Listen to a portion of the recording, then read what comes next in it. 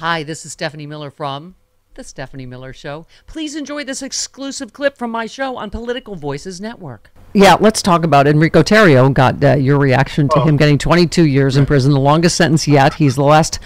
He'll be standing back and standing by for quite some time in prison. Sure. So, I mean, my question too would be, how does Donald Trump, the ringleader, not get at least what all of these foot soldiers are getting? What do you think? You know, I'm writing a big article on my Substack right now called "Democracy is Winning," and I'm here to tell you. I know a lot of people sound sanguine because you're listening to the wrong news and you're listening to stupid, silly Republican meta-narratives like Joe Biden's too old, Kamala Harris is stupid. No, these are lies fostered on you by people that want you to think everything is down. Democracy is now winning. Enrique Tarrio was not even in Washington, D.C. when he fostered that seditious conspiracy to overthrow the government of the United States and got 22 years. He was in Baltimore because he was caught on weapons charges in Washington. And this was a Trump-appointed judge from the Federalist Society. Osama bin Laden didn't have to be in New York City to have people fly airplanes into a building. When you conspire against the people of the United States, this is the FAFO effect we have all been waiting for, right? This is where people are starting to understand there is a snowball of these criminals who stood against America. All you need to say when discussing this is these people are criminals. They are convicted felons. And you support them, and you want Donald Trump to pardon criminals, so you are light on crime. You will let murderers, seditionists, anarchists, and insurgents out of jail to further your criminality of your own tribal leader. Let me ask you a larger question. Because I thought of you, authoritarian expert Ruth Ben-Ghiat, who I know you know, thinks the GOP's increasingly extreme positions can only backfire on the party, because this is a larger story than just Trump. She said it's a very scary and sad time for America. The GOP is now an autocratic entity, hollowed out and in its bunker stage with its fervent support of Trump, she argued. But things can only go one way for Republicans who are so out of step with popular desires. This is why what Trump calls the final battle, they're going to try no matter what to get back into the White House so they can shut down democracy, because they know that otherwise they won't ever be able to legally win again. They already didn't win the popular vote, and now being so extreme, they'll alienate more and more Americans. I don't have a time frame for it. It has to happen before 2024, but we will get through this and our democracy will be strengthened as a result. You cover a lot of this in your latest book, They Want to Kill Americans, and this does feel like the final battle for our democracy. Well, we are certainly, I think I said this in 2020. We staved off the collapse. Now we're in extra innings. We may have one last chance next year, 1 year from now, to save American democracy from the greatest threat. This is a greater threat than the segregation of the southern states. I'm sorry, secession of the southern states. They could always come back in. They were forced back in.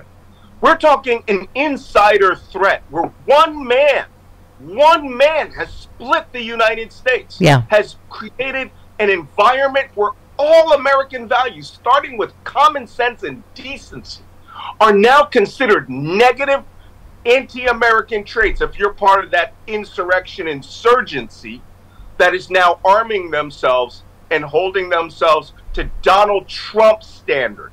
This man is a dictator wannabe. He is desperate. And the only way he's going to get out of it is to destroy every American law and the American government. And you know what? You will go into civil war if he wins. Period. Done. I remember on January 6th, there was a moment there, and I'm going to be quite frank. There was a moment where I thought, is this going to be successful? Am I going to have to go down to the arms room, you know, down to my gun safe and start preparing to go defend democracy? I mean, it could happen here. And it's already wrapped in the American flag, holding the Bible, as the old saying goes. But this man is a dangerous fool that will be a threat to your life, your safety, and your family. Can I just say quickly before we go, in the meantime, you fight the Gravy Seals, the what else do we call them? Online. Something Force 5. Pardon me? Something Force. Fox Force 5? It's not Fox Just Force people 5. that haven't served. Someone tweeted, when will self-pitying Prince Harry stop whining about himself? 2 brief tours of Afghanistan made him cry for his mom. He was never wounded, unlike the brave vets in the Invictus Games who suffered terrible life-changing injuries, yet he attacks the media for ignoring the wounded. You said Prince Harry is a real man, accomplished, selfish, heartfelt, brave, yet sacrifices the world to protect his family. Yes, he escaped injury, and that's all right. Now I'm sure I speak for all veterans when I say most sincerely he's never going to... you, so stop flirting. I'm sorry. Let's put it on the table. Prince Harry's a man. Right. He's a man's man. Yeah. All right? He sacrificed royalty for the woman and he loved and his children. Mm-hmm. And listen, I've been watching Suits and now I'm in love with Meghan Markle, so I totally am on Team Harry. Harry makes a man wonder. Wow. Wow, Malcolm Nance. My. Hey, that's a man. All right. But what I'm saying is this: that what he did for the Invictus Games, giving it a royal, essentially the royal mien of him supporting wounded veterans. Yeah. But you know where most of the real wounds come from? People who are never wounded. Yeah. Who serve in war, who are injured in war psychologically. And this woman insulted his 2 tours of duty when he was there as Windsor.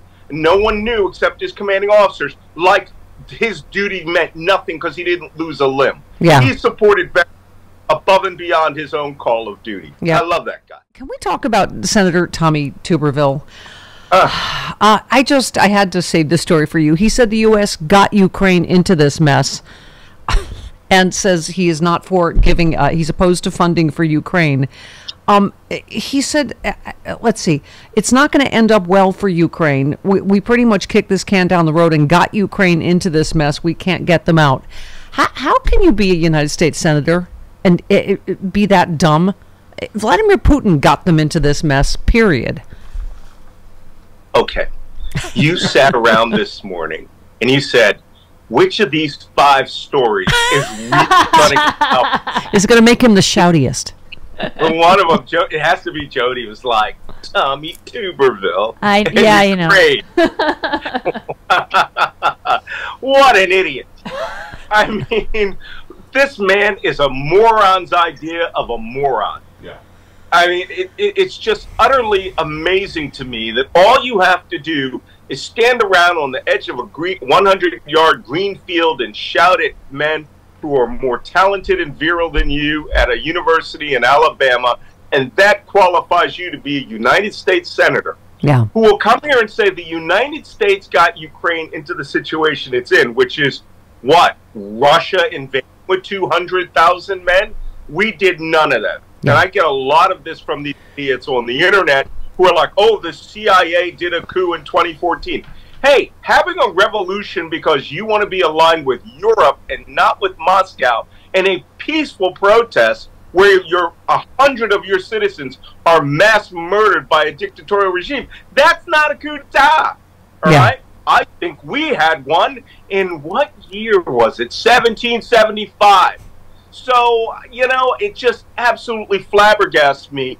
Not how absolutely and historically dumb this man is. Yeah. We've got other ones there. But how historically dumb and stupid people like him get to positions of power by being that aw-shucks idiot that would they wouldn't even let him use a plastic fork to whittle, a plastic knife to whittle down by the country store, and he's now their elected representative. It's like what was Governor Latomaine in Blazing Saddles, right?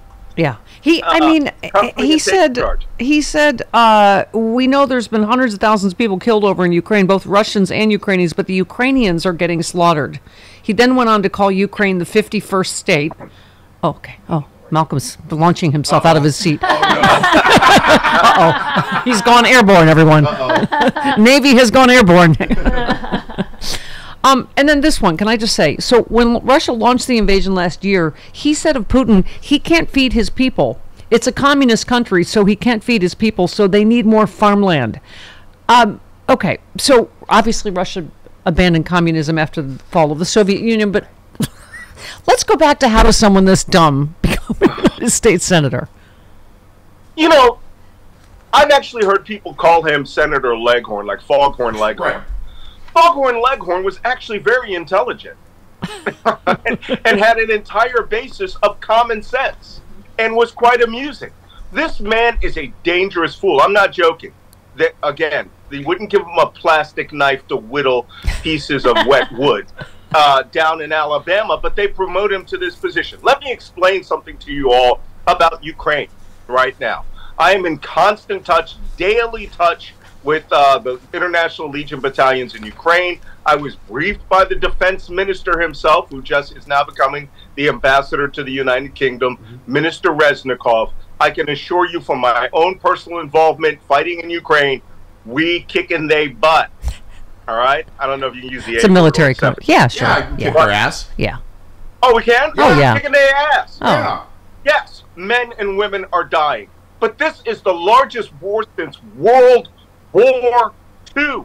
Yeah. And what Tuberville was talking about, Russia needs more farmland, was to give them 25% of the world's entire grain and flour production. This is insane. They are 42 million independent people who want to live in democracy with the West. And if you think that, you know, you hear these stupid comments by people who are uneducated and morons, also known as Republicans, that we're taking American money and we're giving money to Ukraine. Here's what Ukraine's getting that you cannot use in West Virginia or Texas. Artillery shells. That's what we're giving them. Ammunition that was purchased 10 years ago, which would have to be disposed of, where we would have to pay contractors to millions upon millions to destroy this ammunition, or $1 billion to decommission vehicles and equipment. And we are sending it as an arsenal democracy to Europe, and we are saving the eastern flank of democracy at no cost to you, because this stuff has been paid for decades ago. The U.S. Army would be dumping it in the ocean in many places. And let me just say, the other thing that we keep using the word unprecedented, but the way he is harming our military, to me, again, maybe I overuse the word traitor, but I mean, this is General Wesley Clark talking about Tommy Tuberville single-handedly hurting United States military readiness. We serve the commander-in-chief, whoever he is, whatever party or she is, whatever party they are, it doesn't matter. Now, Senator Tuberville is a former football coach, and a darn good one. He knows you can't have a football team succeed without coaching. So he's really put his thumb on the jugular here of the U.S. Armed Forces. I think the Republican Party and the leaders in the Senate need to put a stop to this. And that's certainly the message that's being delivered by the service secretaries. More importantly, let me ask you a political question going into 2024. How do you ever vote for, how do you ever claim to be the party of the military and the police after January 6th, after this kind of stuff? Like, how do we take back those issues that have traditionally, they're like, oh, Republicans are the party that support the military and support police? You know, I've talked about this several times on your show. I'm going to remind everybody again, we're coming into the political silly season. You have to learn to make a meta-narrative, a very simple framework around what you are going to discuss with people. Simple framework like this. You are not the party of supporting the police. You hate the police. Yeah. You are not the party of the armed forces. I can show you things that your party has done which have damaged the security of the United States. Donald Trump was, by his own secretaries, was said that he was going to withdraw the United States from NATO, the greatest security organization in the history of the world, at the beginning of his second term. He ordered at the last month of his term that the United States pull out with wild abandon from Afghanistan. Yeah. And the only reason we got that 8-month grace period is because the Biden administration lived up to the contract of him turning it all over to the Taliban. Yeah. And we got out in a relatively orderly period. Imagine if we had gone out in the 7 days that Donald Trump wanted, that he wanted the complete withdrawal from Afghanistan before the inauguration, there would have been much more than mass murder going on. Yeah. There would be involved in a mass vicious war. Yeah. I mean, this man and the Republican Party do not respect the national security of the United States. They don't know what the word diplomacy means because they've thrown that out of their vocabulary. Yeah. And they use police only as a bludgeon against people. They don't support the blue line. They support the thin blue line when it oppresses other Americans they hate. Thank you. And that's why we have a giant split. Boost your immunity now with Tapiro, the new high-potency, great-tasting elderberry gummies infused with zinc and vitamin C. Tapiro is available exclusively at healthpowerusa.com. Boost your immunity. Order your supply of Tapiro now at healthpowerusa.com.